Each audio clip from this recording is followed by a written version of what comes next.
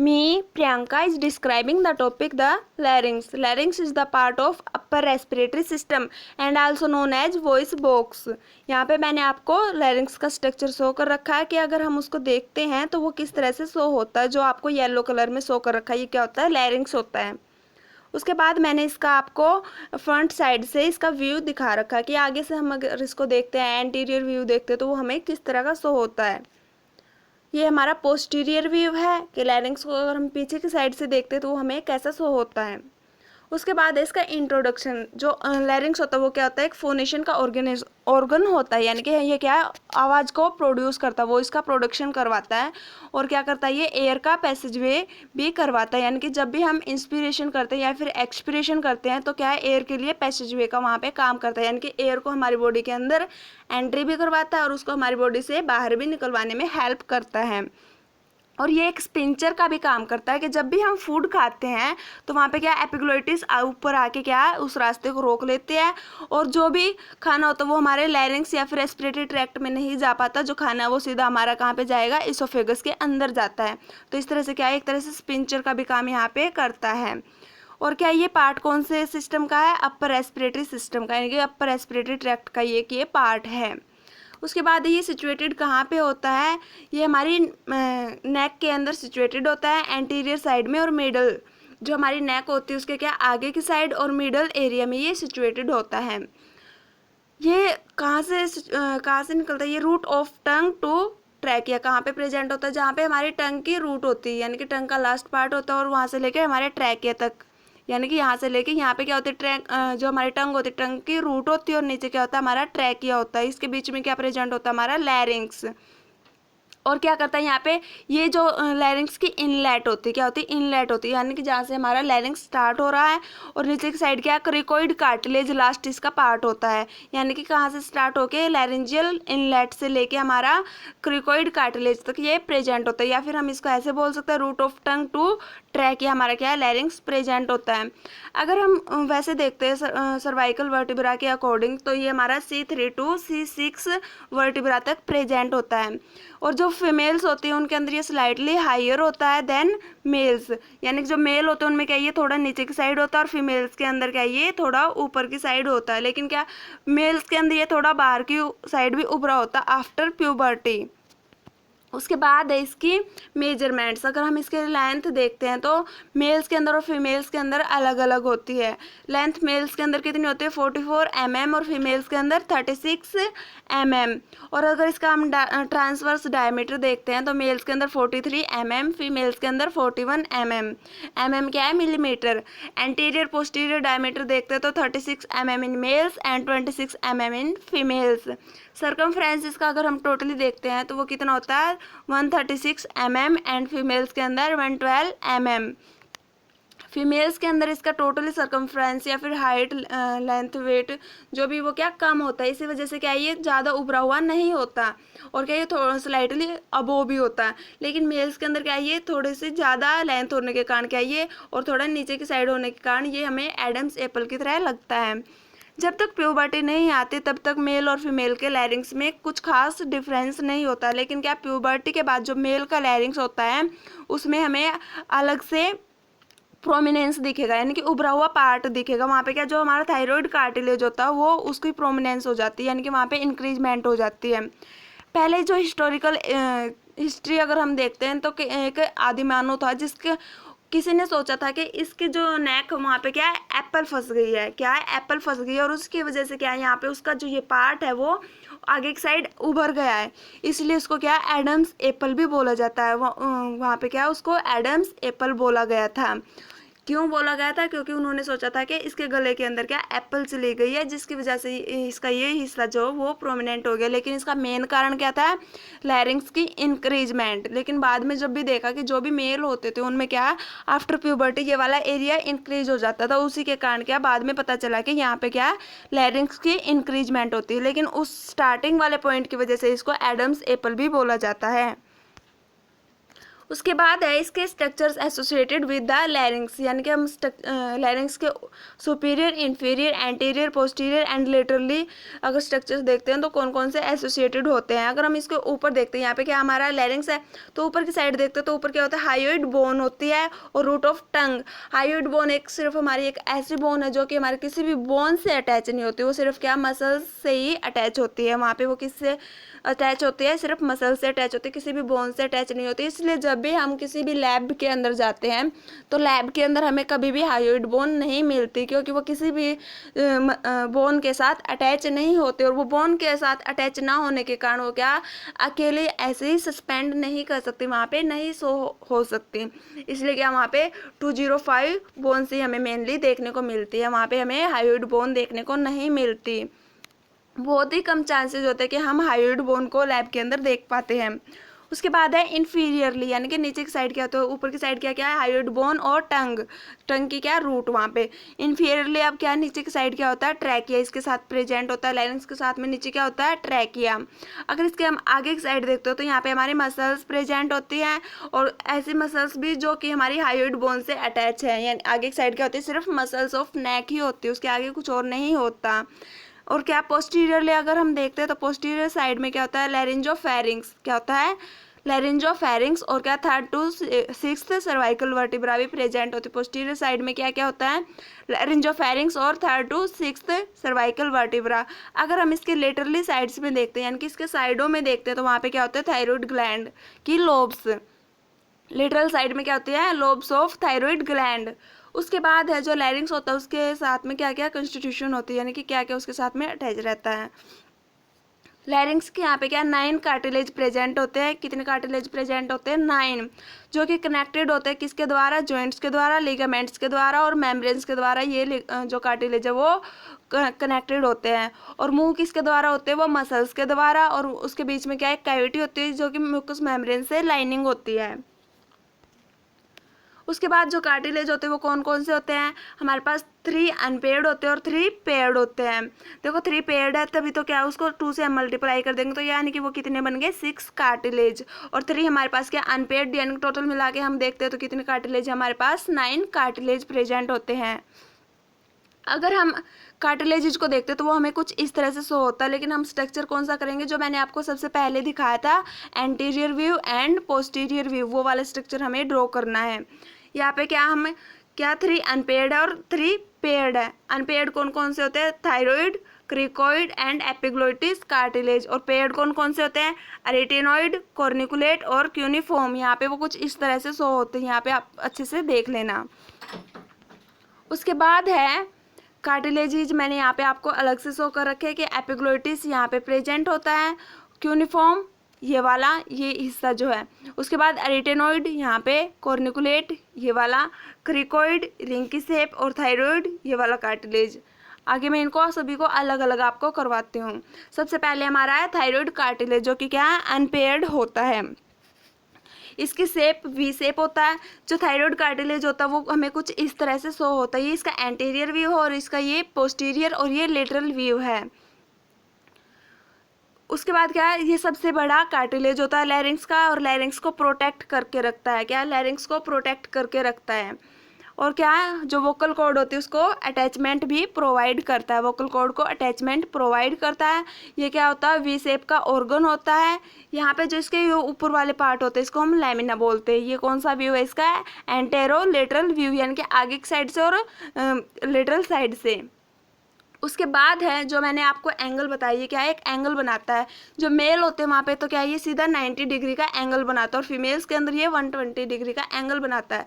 देखो मेल के अंदर क्या है, सीधे 90 डिग्री का एंगल बना रहा है, इसलिए इसी की वजह से क्या है, ये थोड़ा उभरा हुआ पार्ट होता है। लेकिन फीमेल्स के अंदर क्या है, ये थोड़ा 120 डिग्री का एंगल बनाता है, इसलिए क्या है, ये कम उभरा हुआ पार्ट होता है। उसके बाद है जो ये वाला हिस्सा होता है ये इन्फीरियर हॉर्न होता है, और यहाँ पे ये वाला हिस्सा ये क्या है, सुपीरियर हॉर्न होता है। ये कौन सा व्यू है, पोस्टीरियर, यानी कि पीछे की साइड से अगर हम इसको देखते हैं तो इस तरह का हमें थायराइड कार्टिलेज शो होता है। उसके बाद है यहाँ पे मैंने आपको एंटीरियर एंड पोस्टीरियर दोनों व्यू शो कर रखे हैं। अगर हम पोस्टीरियर की साइड से देखते हैं तो वो हमें इस तरह से, यानी कि पोस्टीरियर साइड से वो हमें ओपन शो होता है और एंटीरियर साइड से वो हमें क्लोज शो होता है। अगर हम पोस्टीरियर साइड से देखते हैं तो ये ऊपर की साइड क्या होता है सुपीरियर कॉर्नुआ और नीचे की साइड इन्फीरियर कॉर्नुआ। और उसके बाद में क्या है, अगर हम एंटीरियर साइड से देखते हैं तो जो ये वाला हिस्सा है वी शेप है यहाँ पे, तो ये क्या होता है थायराइड नोच होती है और ये उभरा हुआ हिस्सा है, इसको हम एंटीरियर बॉर्डर बोलते हैं और यहाँ पे लैमिना भी होता है। उसके बाद है हमारा सेकंड कार्टिलेज, कौन सा, क्रिकोइड कार्टिलेज। क्रिकोइड कार्टिलेज क्या होता है, एक अनपेयर्ड कार्टिलेज होता है, इसको सिग्नेट रिंग कार्टिलेज भी बोलते हैं। और क्या बोलते हैं उसको, सिग्नेट रिंग कार्टिलेज भी बोलते हैं। इसकी शेप रिंग की तरह ही होती है और ये बना हुआ किससे होता है, हाइलाइन कार्टिलेज से। किससे बना हुआ होता है, हाइलाइन कार्टिलेज से। और ये हमारा थायराइड कार्टिलेज से थिकर एंड स्ट्रोंगर होता है। इसकी शेप बिल्कुल क्या रिंग की ही तरह होती है, इसलिए क्या इसको सिग्नेट रिंग कार्टिलेज भी बोला जाता है। यहाँ पे मैंने आपको शो कर रखा है कि थायराइड कार्टिलेज, उसके जस्ट बिलो हमारे क्या होता है, क्रिकोइड कार्टिलेज प्रेजेंट होता है। यहाँ पे मैंने आपको अलग से शो कर रखा कि बिल्कुल जैसे हमारी क्या रिंग होती है उसी तरह से ये हमारा होता है।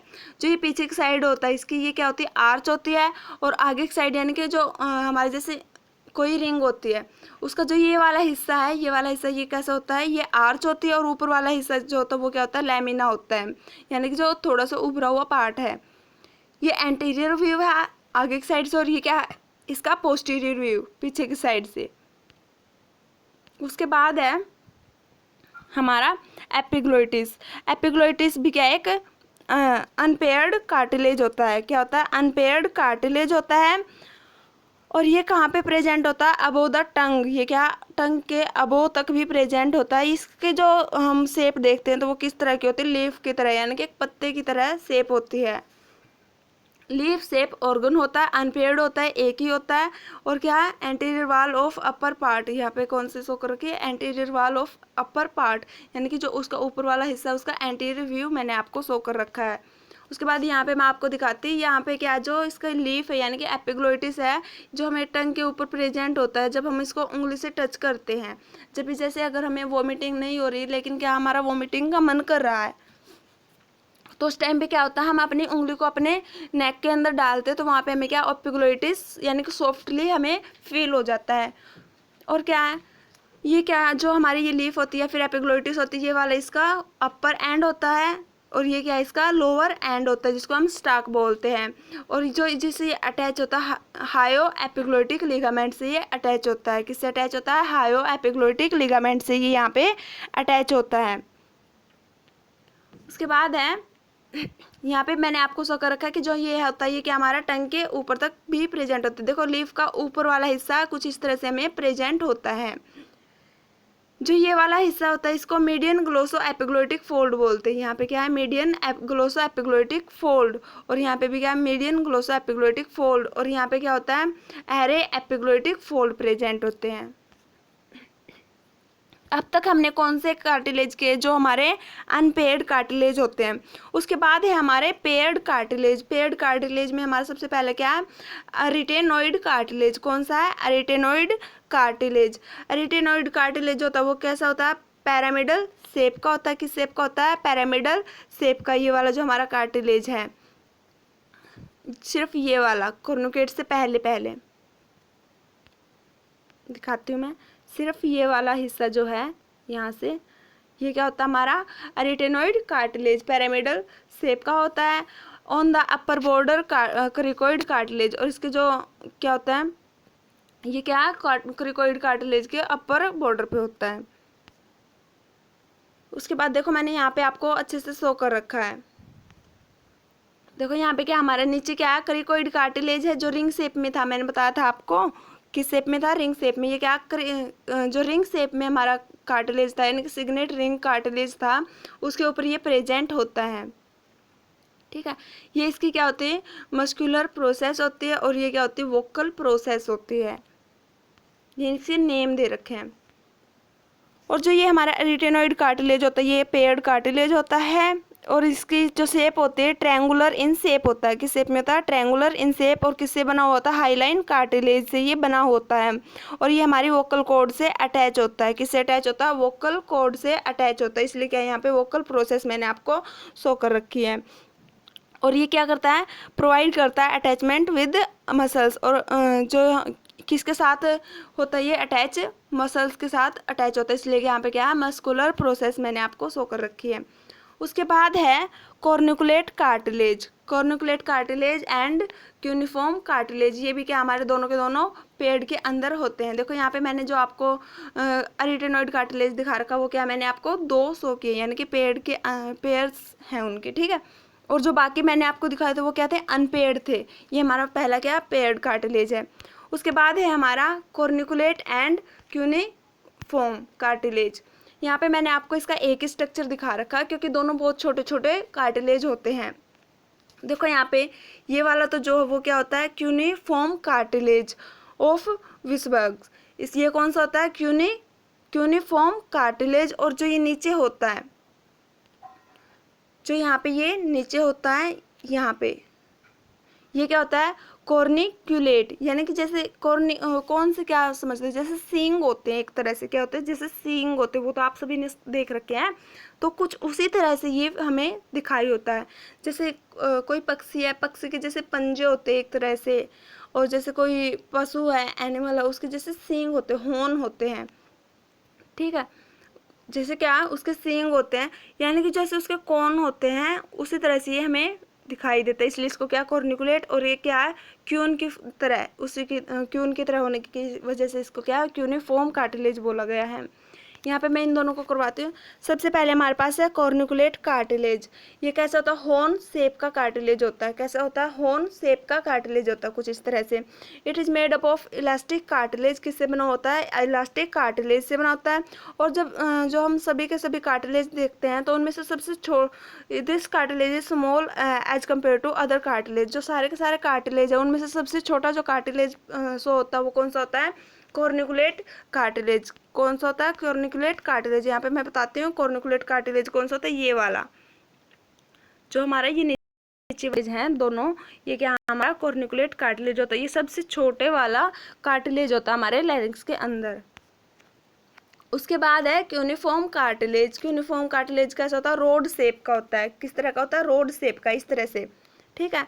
Is situated near the epiglottis, कहाँ पे सिचुएटेड होता है एपिग्लोटिस के पास में। और ये किससे बना होता है इलास्टिक कार्टिलेज से बना होता है। और जो हमारी वोकल कॉर्ड होती है उसको सपोर्ट करवाता है, और वोकल कॉर्ड या फिर वोकल फोल्ड्स भी उसको हम बोल सकते हैं, उनको सपोर्ट करता है। और lateral aspect of the epiglottis, यहाँ पे ऑफ द एपिग्लोटिस, जो एपिग्लोटिस है उसके क्या है लेटरल साइड में ये प्रेजेंट होते हैं। यहाँ पे मैंने आपको अच्छे से दिखा रखा है, इसको और ढंग से आप देख लेना। जो क्यूनिफॉर्म होते हैं वो तो क्या होते हैं रोड शेप में होते हैं, और जो कॉर्निकुलेट होते हैं वो क्या हॉर्न शेप में होते हैं। इसके एग्जाम्पल भी मैंने आपको दिए हैं। उसके बाद है अगर हम हिस्टोलॉजी देखते हैं लाइरेंजियल कार्टिलेज की, तो यहाँ पे क्या हमारे 9 कार्टिलेज प्रेजेंट होते हैं, जो कि हमारे क्या है जो थायराइड कार्टिलेज और क्रिकोइड और बेस ऑफ अरिटेनॉइड है, ये हमारे किससे बने हुए होते हैं हाइलाइन कार्टिलेज से। और क्या ये जब क्या 25 ईयर्स एज हो जाती है तो उसके बाद क्या ओसीफाई होने स्टार्ट होते हैं। मैं ओसीफाई आफ्टर 25 ईयर्स ऑफ एज, और 25 ईयर्स ऑफ एज होने के बाद क्या ये ओसीफाई होना स्टार्ट हो जाते हैं। उसके बाद है ये वाले हमारे कार्टिलेज हैं, ये हमारे क्या इलास्टिक कार्टिलेज होते हैं, और क्या ये ओसीफाई नहीं होते, यानी कि ये हमारे क्या एक तरह से झड़ते नहीं हैं, ये ऐसे कैसे एज इट इज रहते हैं। उसके बाद है हमारी जो लैरिंक्स की अगर हम कैविटी देखते हैं, देखो वो तो हमने क्या था एंटीरियर व्यू देख लिया, इसका पोस्टीरियर व्यू देख लिया, लेकिन हमने क्या इसका बीच वाला हिस्सा नहीं देखा कि बीच में ये एयर का पैसेज वे कहाँ से करवाता है। जो एयर का पैसेज वे है जब हम इनहेलेशन करते हैं तो एयर हमारे यहाँ से नीचे की साइड जाती है, और जब हम एक्सहेलेशन करते हैं तो हमारी एयर इसी एरिया से हमारी बाहर आती है। ये हमारी क्या होती है कैविटी होती है लैरिंक्स की, यानी कि बीच वाला हिस्सा होता है, और वो इसका प्रोडक्शन भी एयर की वजह से ही होता है। और यहाँ पे वोकल कॉर्ड्स भी होते हैं जो मैं आपको फंक्शंस के अंदर बताऊंगी। उसके बाद है blood supply and nerve supply. जो नर्व सप्लाई होती है वो क्या है लैरेंजियल नर्व्स के साथ ही होती है। जो नर्व सप्लाई होती है वो किसके थ्रू होती है लैरेंजियल नर्व्स के साथ ही होती है, internal and external both nerves के साथ। ब्लड सप्लाई किससे होती है आर्टरी सप्लाई जो वो किससे होती है लैरेंजियल आर्टरी के साथ। और वेनस ड्रेनेज किसमें होता है हमारे थायराइड वेन के अंदर। थायराइड वेन कौन से है superior and inferior thyroid when के अंदर क्या वेनस ड्रेनेज होता है, यानी कि हमारा डीऑक्सीजनेटेड ब्लड बाद में किस में आता है थायराइड वेन के अंदर, और ऑक्सीजनेटेड ब्लड हमारा लैरिंग्स तक किसके थ्रू पहुंचता है, लैरिंजियल आर्टरी के थ्रू। नर्व सप्लाई किसके द्वारा हो रही है, लैरिंजियल नर्व के थ्रू।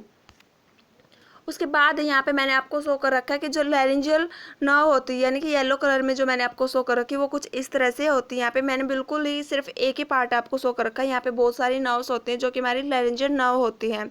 उसके बाद ब्लड वेसल्स जो रेड कलर में दिखाई दे रही है, यहाँ पे ये आर्टरी होती है और ब्लू कलर में वेन होती है। उसके बाद है फंक्शंस ऑफ लैरिंग्स। लैरिंग्स के क्या क्या फंक्शन होते हैं। सबसे पहला स्पीच, यानी कि हमारे क्या स्पीच में हेल्प करता है। जो टंग होती है, चिक्स एंड लिप्स होते हैं, वो क्या करते हैं, साउंड का प्रोडक्शन करवाने में हेल्प करते हैं। जब भी हमारी वोकल कॉर्ड ओपन होती है तो उसी के साथ में हमारी टंग, चिक्स एंड लिप्स की भी मूवमेंट होती है, और इस तरह से क्या हमारे साउंड का प्रोडक्शन होता है। जब भी क्या है, हम लंग्स के अंदर से एयर को एक्सहेल करेंगे, यानी कि जब हम क्या, आपने देखा भी होगा, जब भी हम बोलते हैं तो हमारे लंग्स के अंदर से क्या एयर बाहर की साइड आती है। जब भी हम बोलते हैं तो लंग्स में से क्या एयर बाहर आती है, तभी हमारे क्या साउंड का प्रोडक्शन होता है। तभी हम जितनी एयर का प्रेशर लगाएंगे उतनी तेज हमारी क्या स्पीच होगी, यानी कि उतनी तेज हमारी आवाज़ होगी, उसकी वॉल्यूम होगी, रेजोनेंस बढ़ेगा और उसकी पिच भी हाई होगी जितना हमारा प्रेशर उसके अंदर इंक्रीज होगा। उसके बाद है protection of the lower respiratory tract.